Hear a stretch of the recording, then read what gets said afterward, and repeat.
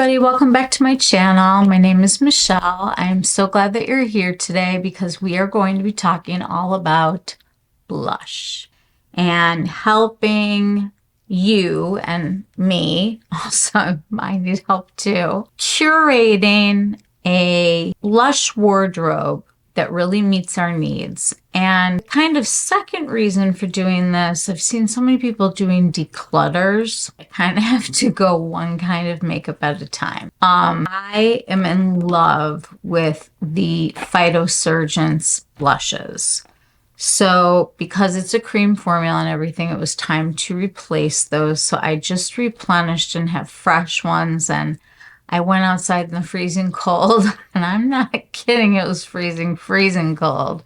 We have been pummeled here in Chicago. It's been rough, but we're supposed to get a little break tomorrow. So yay, 30. I'll take it. It was like minus 20 wind chill last night. We are going to start building a blush wardrobe, and we have some criteria to do that with. I feel like a lot of times when I go shopping, I gravitate toward the same thing. The mauvey cool cheek, the mauvey cool gloss. There are so many other colors out there that obviously can look good on us. We all have our favorites. I know if we look at my lipstick today, it would be like the same 4 shades over and over pretty much. So we are going to try to curate a blush wardrobe that will allow you to choose what you're putting into it, going through your blush and seeing if there's anything that's, expiration is past, anything you really don't wear, but it's still good. Put it in a little box and you can give those to a friend or donate them if they're gently used and easy to clean. It's really just good to sort of in your mind know what colors you have in what formula they're in, whether they're a cream or a powder or a liquid. The reason why I'm starting with the brand Phytosurgence is because Jason and Tom have curated a blush wardrobe, and it's a great place to start. I find that 99% of the time there is a blush in this box that is perfect for look I'm putting together, whether it be an eye look or a strong lip, or even just like running out the door. Like I put on some clear lip gloss because I didn't want this to be a color that showed, and I just put a little definition in and a couple of sparkles because I couldn't help it, using Phytosurgence Deeply Rooted and Starlight Symphony. Deeply Rooted on me is like a shadow. It's almost a purpley blue. And then I just wanted some sparkles, so I used Starlight Symphony. It's such a beautiful, delicate formula. I love it. I really do. Okay, so blush wardrobe. The first thing that we need to think about is colors. What colors are you attracted to? What colors do you wear? Are you bright and bold and exciting, or are you a little bit more reserved? Do you like to really blush your cheeks and do some draping in different colors? Or are you more of like an eye and lip person? Those are important things. Okay, the second thing we need to look at is texture. There are certain blushes that I can no longer wear. And that is because when I put them on, they accentuate the wrinkles, wrinkles that I didn't even know I had. And all of a sudden I've got this whole situation going on that I don't need and I don't want to see. So a texture that works for you, totally important, whether it be cream, liquid, powder, the sky's the limit. Then we're looking at formulas. And I like to look at the ones that are longer lasting. I want them to be things that maybe I can use, go from day to night, depending on how the opacity is, how opaque we make them, how much we can shear them out. So that all makes a really big difference. Application could be fingers, it could be brushes, it could be sponges, it could be puffs. There's just a wide range of ways that we put on blush. Okay, so the next thing that you're going to be looking at is your skin tone and your undertone. Now, I'm very fair. I'm very fair, and when I look at my wrist, these guys are just blue and purple. And that shows that I'm a cool tone person. So if you're a warm undertone, generally speaking, this is not with everything, you are looking for I gotta read this because I'm not gonna remember all of it. Peachy coral and warm pink blushes tend to complement your skin tone. For cool tone people, the pinks, mauves, and berry shades work well. I can definitely attest to that. And then there's those neutral people that can kind of go from one sandbox to the other sandbox. They're very lucky. If you have a warmer skin tone, you tend to have more like green looking veins in your hand. Usually, if you don't know and you can't tell, maybe you're one of the lucky ones who's a neutral, because you're going to be able to wear so many colors that some people cannot in different formulas. We want a blush that'll build gradually. When you start to put a blush on, and it's just like, oh my God, like I can't go out like this, and you're grabbing foundation and you're putting it around it again, and it's just such a bummer. I always believe in tapping in, kind of looking to see how much product I got, and then going off the back of my hand, just like that, and applying my blush like that. And I want it to build slowly so that I have control. And so companies like to do that usually because it opens up that color and that formula for more people to be able to use. For storage for creams, they should be kept out of the light and, making sure the containers are closed since they can dry out. I kind of think that there are some looks that we can guess at. Sometimes we just need a natural everyday shade. I don't want to think about it. I need to run out the door. I need to not look like I'm a ghost, and grab that one that's always going to work for you every day, no matter what. Then there's like the peachy kind of coral family. You're going to find some blushes in there, depending on your skin tone, and you'll find one because we're going to talk about opacity. Rosy pink shades, sometimes they're warmer rose and sometimes they are cooler rose, but there are many of those out there, and it's kind of like a group of blushes. Then we have the mauve and berry family, and those can go kind of into like the warmer grapes and the deeper eggplants, lighter mauvey colors. I love those. Those are like cool toned delights. So I love those. And also we have a whole entire group that is these very like warm terracotta kind of colors and going into the brick. Usually those are for warmer skin tones too. Lately, we've been seeing some bronzers. I know that Bare Minerals has some, I don't know. It's a little blingy for me. We'll look at that when we look at the powder blushes. We are going to start talking about one brand's cream blushes, and that would be Phytosurgeons. And they are kind of like a very moussey ganache kind of a texture. They spread across the skin easily and beautifully. They look incredibly pigmented when you open one up and you look inside. Of course, this is the one that my nail got stuck in, so I'm showing you the really pretty one. This color is called Sublimate, and it looks like, that would be a little bit dark for me. You will see that I can indeed wear that color and all of these colors because they sheer out so well. Okay, so when we look at a formula and we look at, a line of blushes, number one, we want to know about the pigmentation. How much of it are we going to get? Is it going to be something that we can control?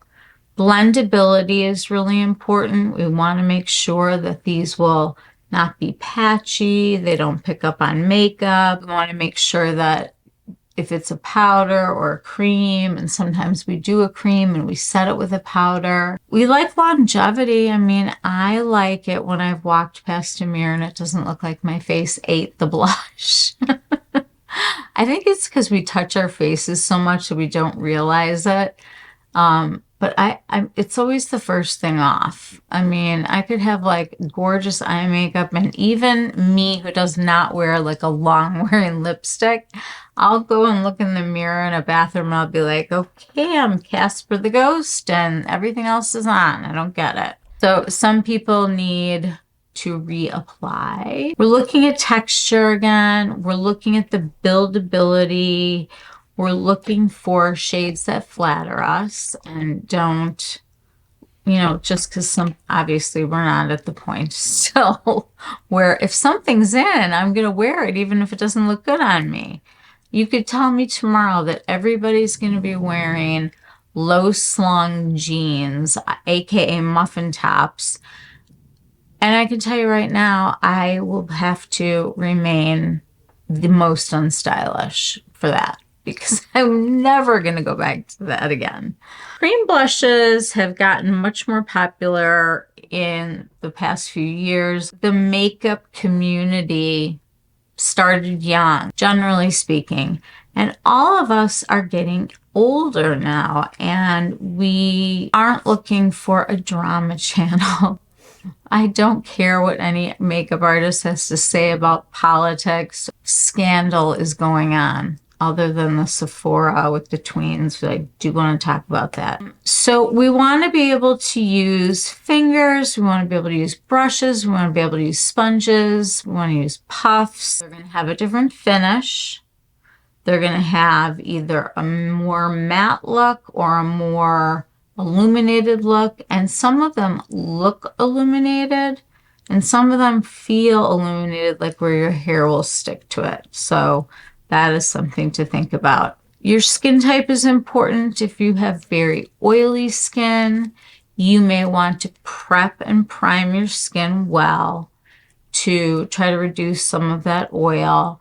And then my recommendation is to go in with the blush, and then either a setting powder, if you're okay with the color, or a powdered blush is also a powder, and you can really drape and accentuate the way that your blush is being worn. Packaging, my friend Rebecca over at Not Fit for Print Beauty. If you guys aren't following her, you are missing out. She is so fun, and she gets everything and reviews it. Was a writer and like an editorial writer. She's not a makeup artist, but she's got the goods. She shows them to us. She's happy to make any kind of swatches for you. She's great. Packaging. So what she always says is, you pay for the packaging, you might as well love it. When I look at, say, this Prada foundation, which, by the way, bottle or no bottle, even though I really do like the design, I think it's so smart that this is plastic that it goes into. You get these refills, and this is glass, and this part can be recycled, and it's cute, it's weighty, it's all those things. Sometimes we just want to feel the luxury experience. It's a give and take thing, and everybody has to decide for themselves what they're going to treat themselves to. Okay, we're going to talk a little bit about inclusivity and shades.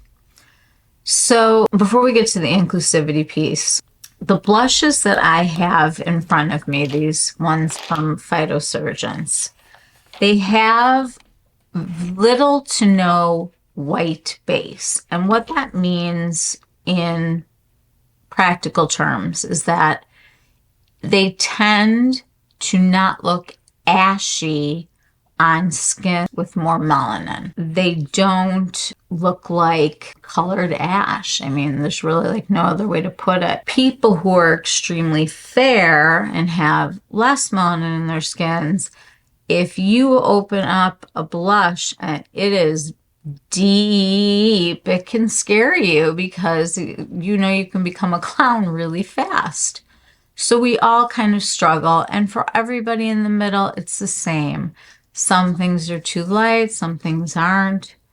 Everybody wants to find their Goldilocks just right one, right? We're looking for that perfect blush. We're always in search of, you know, what our next holy grail is going to be, or trying a new thing that's fun. But I still have like a lot of things that I felt that way about before that I now own in my collection, and I don't like to forget about what I have and how excited I was and what I spent my money on. So I would say that the beauty community, after Fenty brought out all of those shades of foundation, and people were in tears at Sephora, including a friend of mine who's my age, who has literally, or had literally, never found a foundation match ever.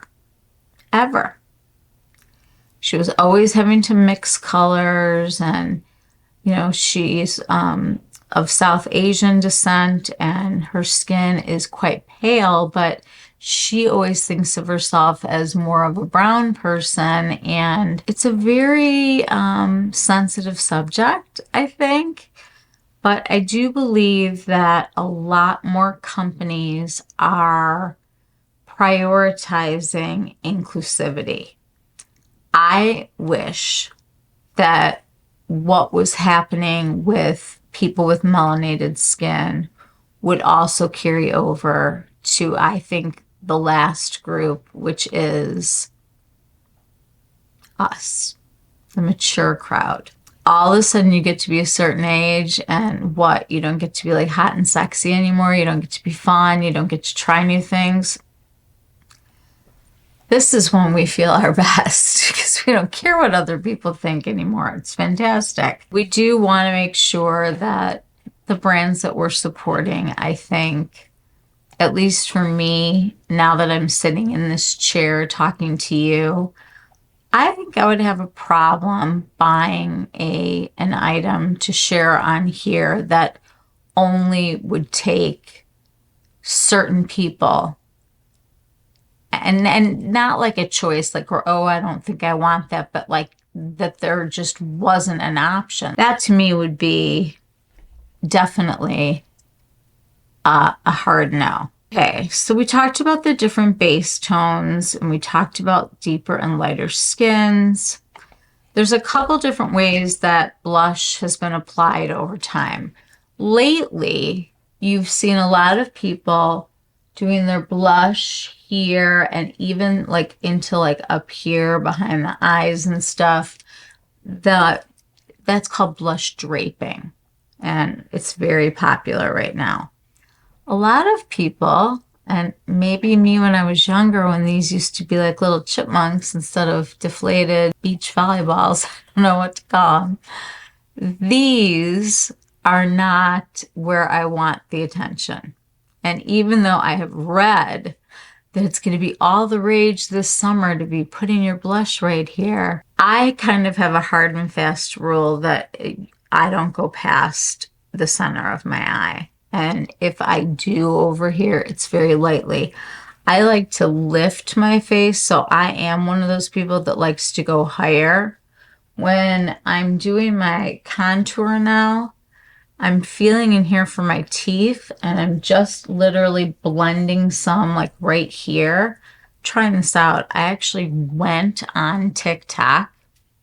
I know, I hate TikTok.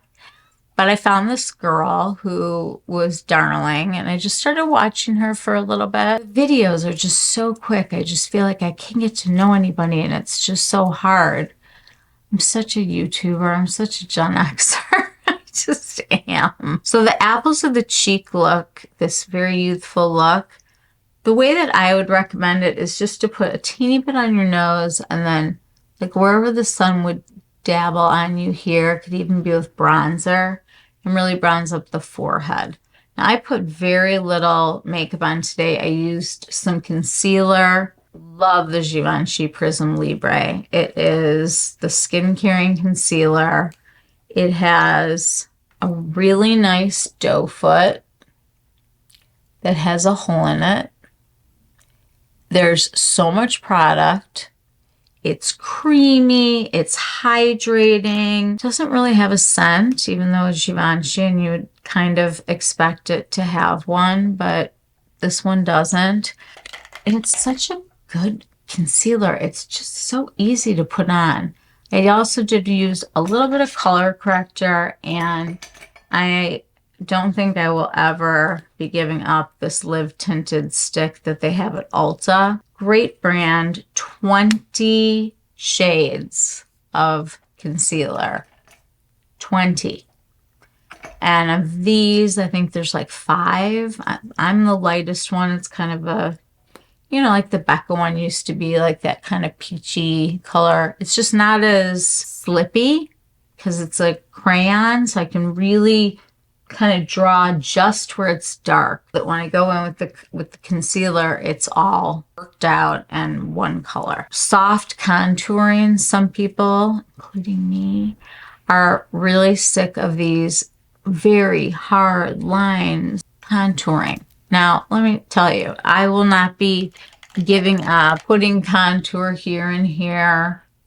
I even sometimes put a little of it. I do put like a little of it here sometimes.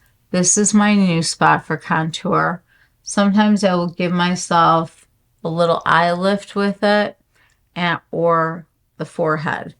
And you can use any contour you want. You just need to remember that a contour should look more like a shadow than a bronzer.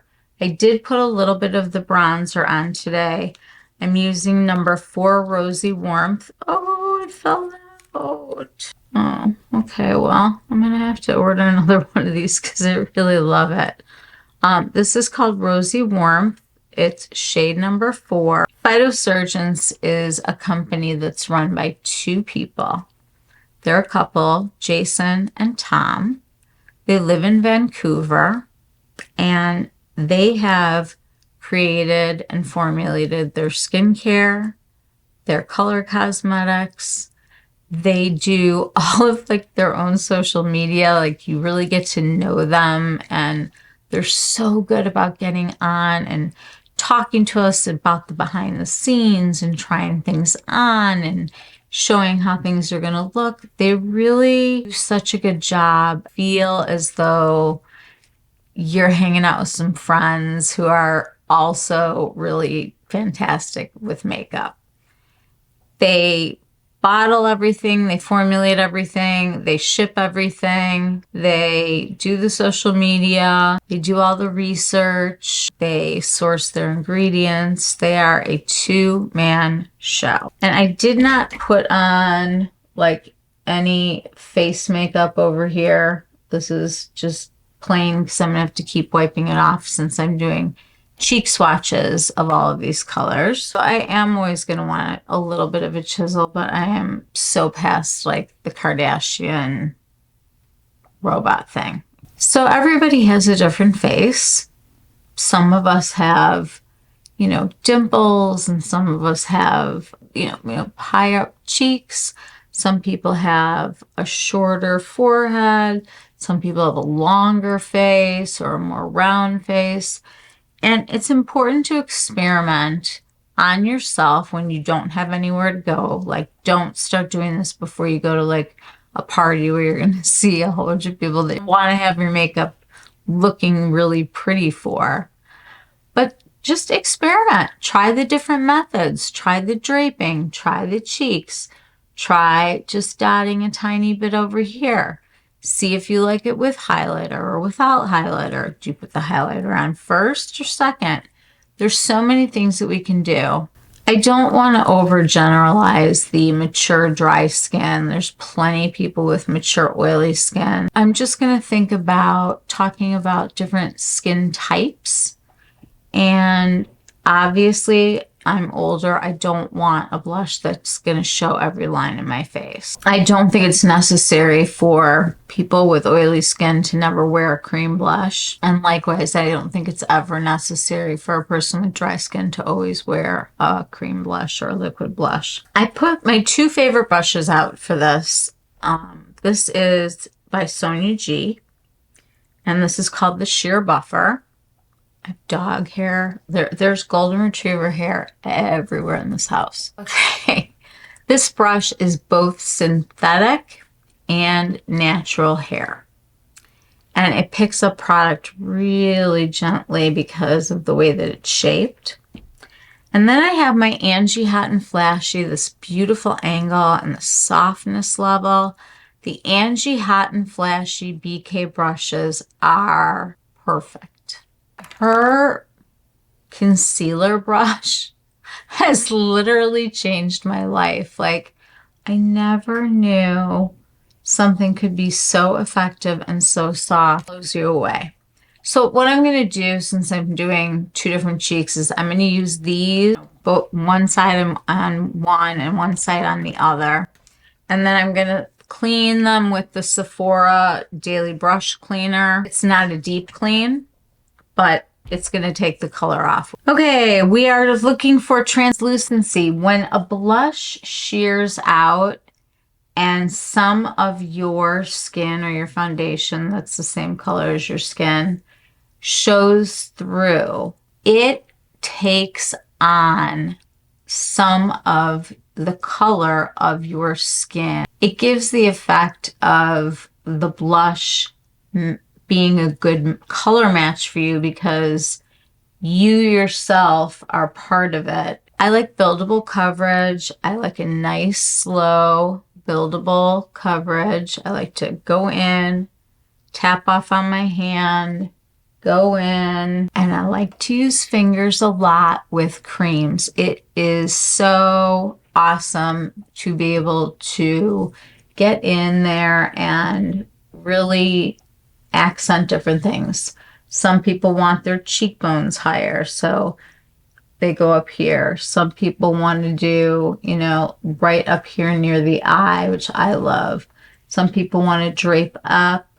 Some people want to drape up and just put a little bit of it on their eyeshadow so that they have a match for that. Blendability, we're looking for the easy blend, and you can look for a dewy finish, a natural finish, or a matte finish. Just because it's a powder doesn't mean that it's not going to have a luminous finish. There are many that do.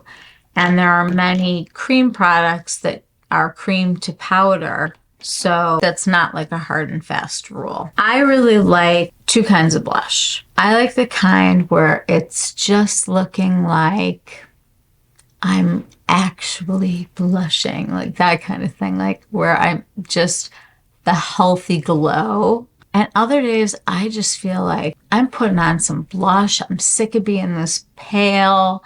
You know, I'll probably be there in like 2-3 weeks after living through the first month of winter. So now that we've talked about what we're looking for with blushes, I do want to say that even though we talked about cool and warm tones, if you are interested in a color, try it. These are $15 and change a piece. And you get free shipping over $70 Canadian.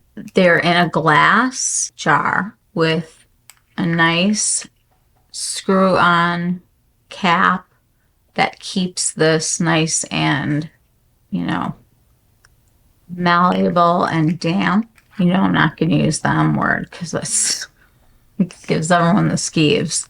I understand that we all know what looks good on us by now. Like, we're pros. We have been wearing makeup for a long time. But things have really changed in the makeup world. And to get a very inclusive blush line, they needed to use different ingredients to achieve the colors that they have, to make them work on all skins, to make the formula really easy to blend out, and you can get that real skin shining through. I will tell you that we started to talk about these are deflating. I have started using the zip every day again. I used to have a zip, and I don't know, somewhere along the way, I obviously stopped using the zip. They came out with a new one it was on sale from Black Friday from Penn Smith Skincare. If you are not following Penny on Penn Smith Skincare, you are missing a gem. She is so much fun. She has such a great attitude about ingredient driven versus fancy bougie driven. There's different products at different price points, and she's really ingredient focused. You will love her. If you have not seen her channel, I think that should be your next stop, of course, after you spend your time with me, right? I did not use regular foundation today. I used the Prism Libre Skin Caring Concealer from Givenchy. It is one of my favorites. It's super creamy and easy to use. I'm just taking a brush that'll be okay for stippling, and I'm putting a little of this foundation into this brush, and I'm just going to go around where I put the blush, like that. This one and this one. This one, we did a blend. This one, we did not. Let's get them both looking like that. The great thing about using a brush when you're doing your skin, save it. Don't clean it. Anytime you put on a product like this, and you can go around and just, same way that we blow out the edges on the eyes, if you blow out the edges on blush, it makes a huge difference. It looks more like it's coming from within and it's not on top of my face. You can, if you need to, you can set this with translucent powder. Or if you have a blush color that is close to this, you can dab that on. Cream products just generally have less staying power than powders, although there are some powders that are impossible. Because what works on me may not work on you, but you might get an idea to try something that would work on you. Remember to go slowly. We're working on the gradual. Figure out your undertones. Start with the colors that are more native to your skin before you start moving into, like, you know, something like this on me. You want to get used to wearing the colors. People should be able to find some sort of peachy shade or a coral shade, a rosy pink shade, a mauve or berry blush, a highlighter blush, cream blush, a buildable intensity brush. Those are all different kinds of blushes. Also remember, we are looking for pigmentation. We want to see how much color and pigment we are getting and how it spreads on the skin. Blendability is really important. We need it to look seamless and no patches and no streaks. We'd love to have longevity so that we can go through our entire day without having to reapply blush. Although, you know, I'm used to it. Like, I'm already sitting here, I've already like talked off like half of my lips because that's me. Like, I said that my cheeks ate makeup. I guess it's my mouth also. I'm doing this off of my fingers so that my gloss stays clear. So I put the gloss on first, and then I just went into Fervor, got a little bit of it. These are great for doing like an ombre look. longevity, we want it to stay. Texture, we want it to feel smooth. If it's a powder, it should be finely milled. If it's a balm or a cream, it should be able to spread on the skin. Buildable coverage, we don't want to have to go back, take off, put on another layer of foundation. It just starts to get heavier and heavier looking. Packaging, we love the sustainability factor that these are glass. They can be recycled. And it comes in, like not like a crazy fancy container, just in a little box. And that's great. In terms of cream blushes, soft creamy consistency allows for smooth application, finger application, using them to warm it up, makeup sponge or a brush. Let's say I was wearing this Fervor and I just wanted to get a little of this mauve color. I really have not found that these disturb foundation. I am just always a tapper. First of all, I feel like I have more control and I don't like the way a swipe looks, but also you never know.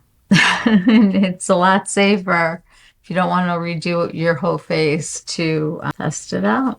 Okay, so here's some things to consider with your placement. First of all, you definitely want it to work for the shape of your face. Are you going to be an apples on the cheek person because you've got a lot of nice volume here still and you want to accent that and it's youthful? Really have to be very careful not to do that. The draping technique for me has been working because I've been going up so far and I like to kind of incorporate my eye look into it. Soft contouring, I think people are kind of getting over like the highlight and contour and the cutting and the hard and, just something soft. Like you can use a blush, like I was saying, to just give this a little bit of definition. It really helps. And of course, age is a consideration, but here's my consideration when it comes to age. If you love it, go for it. And if it's not for you, take a pass. Everybody doesn't have to like everything. And we've all been around long enough to know that some products are not going to be for us, but they are going to be for somebody else. And in the event that you buy something that you cannot return, pass it on and see if somebody else will like it. If you would like some information about brushes, you can go either on the BK Beauty website or you can go to Beautylish. Really good brushes. If you would like a really soft synthetic brush, I would say go for the BK Beauty. It's like I've never felt anything so soft in my life. There's a new set on BK Beauty that is very interesting from makeup artist Nikki LaRose. And Nikki LaRose created pro brushes with BK. And there's some great videos with Lisa J. And Nikki did some cute videos together. And it's a good thing to check out. The brushes are supposed to be amazing. Sweet Temptations is the website for Sonia G for learning about the brushes, and then they are for sale on Beautylish. Now that we've gotten through the cream blushes that are from Phytosurgeons, this balmy kind of ganache formula, this was a lot of information. Today we started talking about what it would be like to have your own blush wardrobe, that you know exactly what's in it, that you have the texture and formula that you're looking for in that color. Maybe you want a powder, maybe you want a cream or a balm or a liquid one. These are all, choices that you get to make. So thank you again for joining me today, and I look forward to seeing you again soon. Subscribe to my channel. It would be great to see you again. Hit the subscribe button, ring the bell, do all the things, and we will be able to see each other again very soon. I hope all of you have a good day. Take care. Mwah. Bye.